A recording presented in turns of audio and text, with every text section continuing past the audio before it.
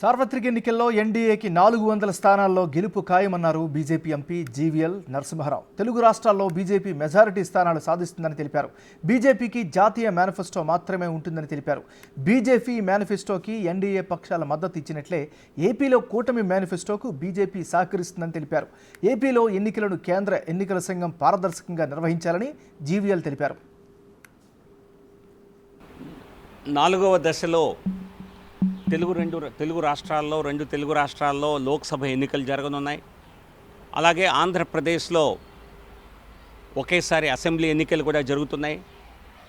తెలంగాణలో పెద్ద సంఖ్యలో ఈసారి సీట్లు గెలుచుకుంటామని, డబుల్ డిజిట్ స్ట్రెంగ్త్ని 10 సీట్లకు పైగా లోక్సభ సీట్లు గెలుస్తామన్న ధీమా వ్యక్తమవుతోంది.